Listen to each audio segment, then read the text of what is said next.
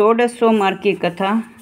सामन में 16 सोमवार की कथा सुनंत बहुत फल मिल रहा है। और मैंने पार्थिव शिवलिंग अक्षत्रिय के लिए माटी के शिवलिंग सबसे शुभ माने जाते हैं शिव महापुराण कथा के अनुसार।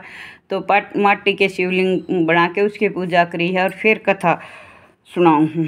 एक समय की बात है, एक बार भगवान भूतनाथ अपनी प्राण प्रिया पार्वती जी के साथ संसार भ्रमण के लिए पधारे। घूमते घूमते वे भी अमरावती नामक नगरी में पहुँचे।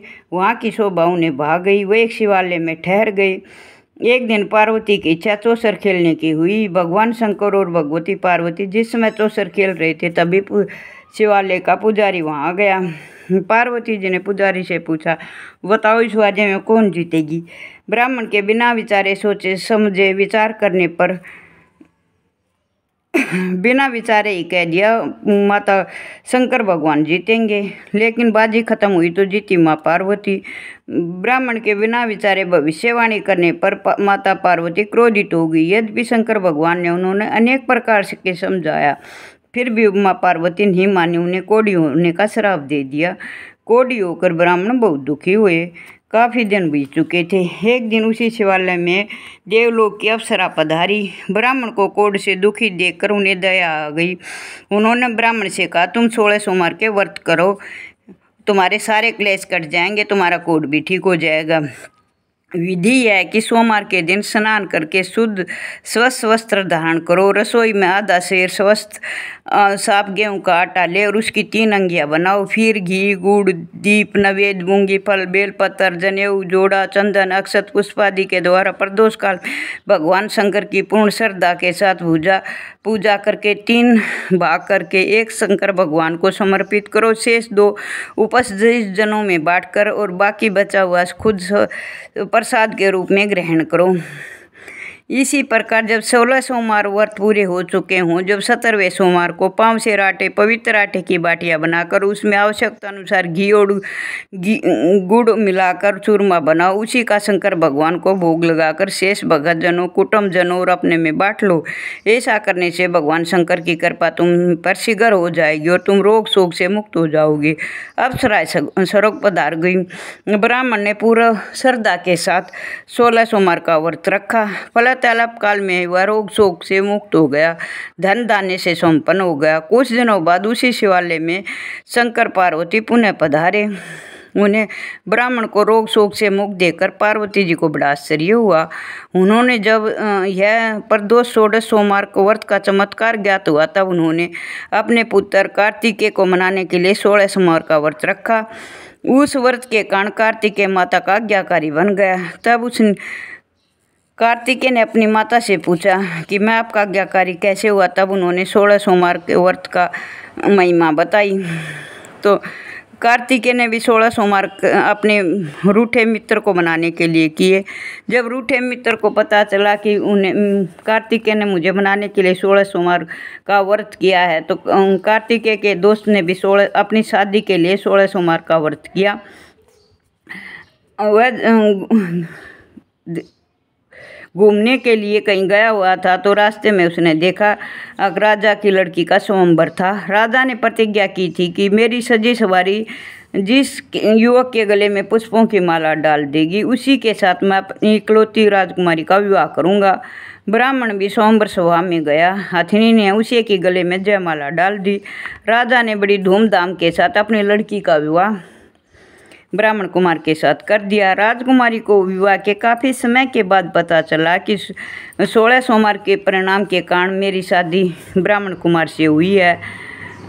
तब उसने भी अपने पुत्र प्राप्ति के लिए 16 सोमवार का व्रत रखा। जब उसका पुत्र जवान हो गया तो उसे पता चला कि मैं 16 सोमवार व्रत की महिमा के कारण हुआ हूँ। तो उसने भी अपनी शादी के राज पाने के लिए 16 सोमवार का व्रत किया। उस व्रत पूरे होते उस युवक को एक राजा के दूत अपने देश की राजकुमारी के लिए वर लिया। उस देश का राजा वृद्ध हो चुका था, अतः विवाह के बाद शीघ्र ही उसका स्वर्गवास हो गया। ब्राह्मण कुमार राज पाने में सफल हो गया। राज पाने के बाद ब्राह्मण कुमार ने शिव पूजन की सामग्री अपनी राजकुमारी से कहा, मगर राजकुमारी ने अपनी दासियों से तैयारी करवा ली। ब्राह्मण कुमार जब पूजा समाप्त कर चुका था तब भविष्यवाणी हुई कि या तो तुम अपनी पत्नी को त्याग दे, वरना तुम्हारा राजपाट समाप्त हो जाएगा। राजा को भविष्यवाणी पर बड़ा दुख आश्चर्य हुआ, मगर मंत्री परिषद के परामर्श से उसने रानी को त्याग देना ही पड़ा। भटकती हुई रानी दूसरे नगर में पहुंची। उसके वस्त्र फटे हुए थे, पैर में जूतियां भी नहीं थी। वह उसकी नज़र एक वृद्धा पर पड़ी जो अपना कता सूत बेचने जा रही थी। रानी ने सूत की गठड़ी अपने सिर पर रख ली। तभी जोरों से आंधी आई और रानी के सिर से सूत की गठड़ी को उड़ा कर ले गई। तब वरदा ने रानी को धक्का देकर अपने पास से भगा दिया। उसके बाद रानी आश्रय खोजती हुई तेली के घर गई, लेकिन उसके वहाँ जाते तेली के समस्त बर्तन चटकने लगे। तेली ने भी उसे धक्का देकर भगा दिया। इस प्रकार रानी दर दर भटकती एक गोसाई के पास गई। तब गोसाई ने उन्हें 16 सोमवार का व्रत करने का कहा और शिव जी की तरह तरह से आराधना की। तो 16 सोमवार के व्रत के प्रभाव से एक दिन राजा को सौंपन आया कि तुम अपनी रानी को अपने देश में लेकर आओ। तो अब उसने अपने मंत्रियों से परामर्श किया। तो मंत्रियों ने कहा, मंत्री व अपने सेवक चारों तरफ दौड़ाए तो उसकी खोज की तो वह एक शिवालय में ठहरी हुई थी, लेकिन शिवालय के पुजारी ने उसको वहाँ से भेजने के लिए मना कर दिया। राजा को जब इस समाचार का ज्ञात हुआ तो वह स्वयं गोसाई की सेवा में उपस्थित हुआ। रानी ने अपने पति को पहचान लिया। गोसाई ने सभी हाल सुनकर शंकर के कोप के कारण रानी की ये हालत हुई थी। तो राजा ने रानी को राजा के साथ राजधानी में विदा किया। जब रानी अपनी राजधानी में आई तो उसका बहुत स्वागत सत्कार किया गया। राजा ने भी प्रजाहित के अनेक काम करे। शंकर कृपा से राजा रानी अनेक वर्षों तक राजपाट का सुख भोगा और काफ़ी लंबी आयु सुखपूर्वक संसार भोग कर शिवलोक को प्रस्थान कर गई। जो भी इस कथा को पढ़ता सुनता है उसकी सब मनोकामना पूर्ण होती है। उसके घर में माँ लक्ष्मी सिद्धि रिद्धि वास होता है। बोलो शंकर भगवान की जय। बोलो माँ पार्वती की हर हर महादेव।